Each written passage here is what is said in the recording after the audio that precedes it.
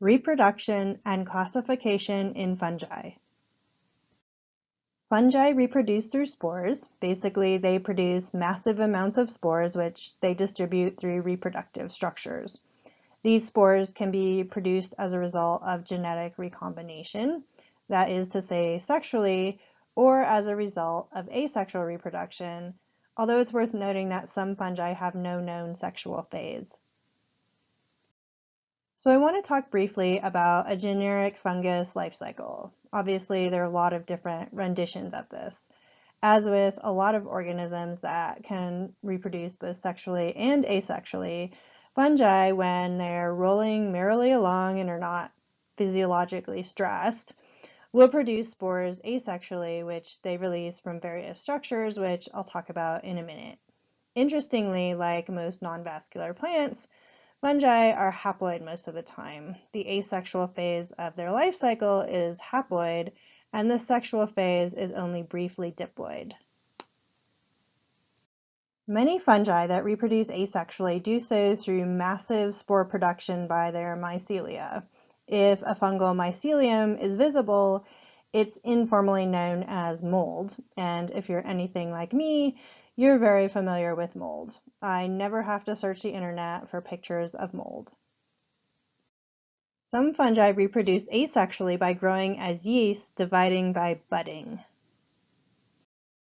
I think you're pretty familiar with asexual reproduction by now, so now I want to talk a little bit about the sexual phase of the life cycle in fungi, again using a generic sort of sexual life cycle. Fungi don't have sexes, just opposite mating types. So sexual reproduction involves a hyphae of opposite mating types.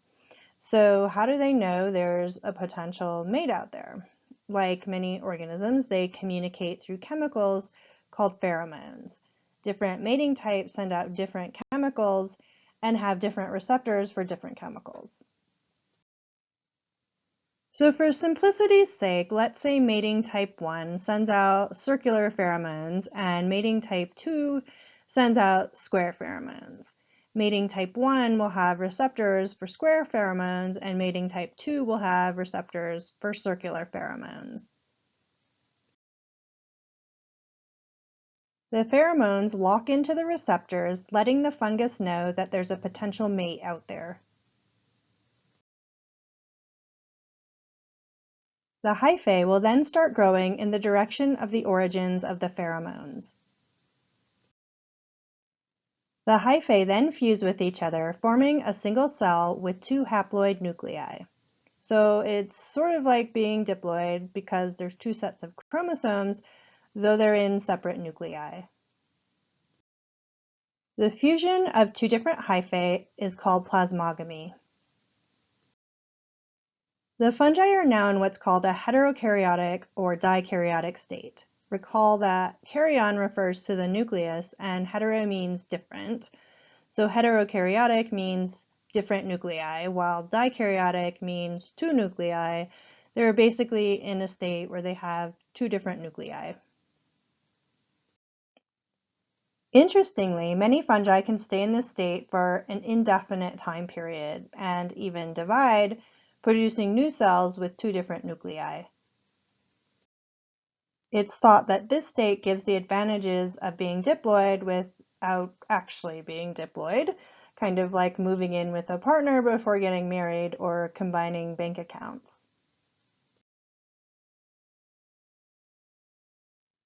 Eventually, the two haploid nuclei may fuse. This recombination forms a diploid nucleus with DNA from two different fungi.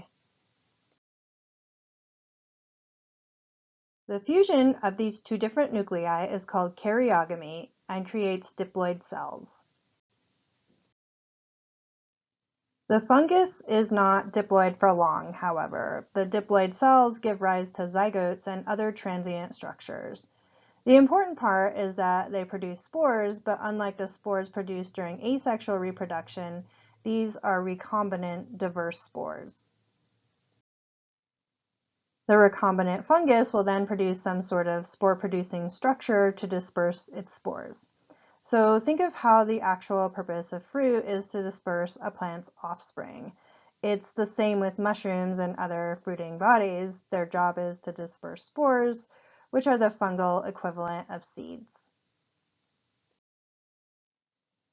Now that I've mentioned that fungi produce different types of reproductive structures to spread their babies, I want to talk briefly about what some of those reproductive structures are, and then segue into the classification of fungi as it closely relates to reproductive structures.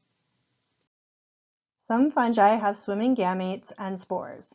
These are seen in fungi that live in water or wet soils and are the only motile cells produced by fungi. Zygosporangia are spore-producing structures formed when haploid hyphae meet and become yoked together. Asci are specialized spore-producing cells that form in the ends of hyphae inside cups, morels, and other types of above-ground structures. Basidia are specialized spore-producing cells that form in the ends of hyphae inside a mushroom, bracket, or puffball. So again, everyone thinks of mushrooms when they think of fungi, but it's just one type of fungi that produces this reproductive structure that we recognize as a mushroom.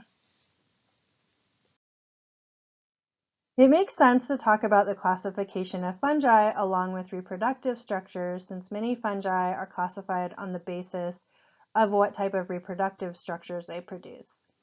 Most mycologists currently recognize 5 phyla of fungi: chytrids, zygomycetes, glomeromycetes, ascomycetes, and basidiomycetes. Chytrids include species with swimming gametes and spores. They're ubiquitous in lakes and soils and can be found in the guts of sheep and cattle, and some are actually devastating parasites of frogs. Zygomycetes include fast-growing molds. They usually reproduce asexually, creating bulbous black sporangia that produce spores at the tips of their hyphae. If all of their food is gone, they reproduce sexually, forming zygosporangia. The zygosporangium is metabolically inactive and is resistant to freezing and drying. Once conditions improve, the zygosporangium can sort of spring back to life.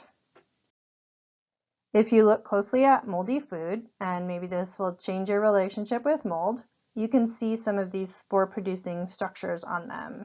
It will make you see that fuzziness in a whole new way. In the photo above, you can see spore-producing sporangia.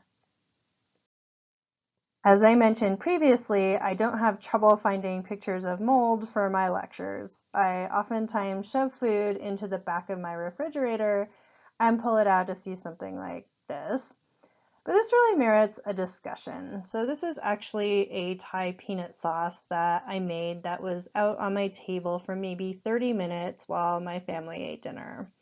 I then put it into a container and put it back into the refrigerator, then pulled it out a few weeks later only to discover that it was covered in mold, which is pretty normal for any food that you put into the refrigerator for a while. But why? I mean, you eat food, then you close it up into an airtight container, so how does the fungus get in? The answer is that fungal spores are pretty much everywhere, and they mostly can't do much if they land on your desk or your keyboard or phone or whatever, but leave food out for just a few minutes and they are there. And like bacteria, fungi can eat a lot of different things, including peanut butter. So pretty much any food you leave lying about will become a culture for fungi because there are like a bazillion fungal spores in the air at any given point in time.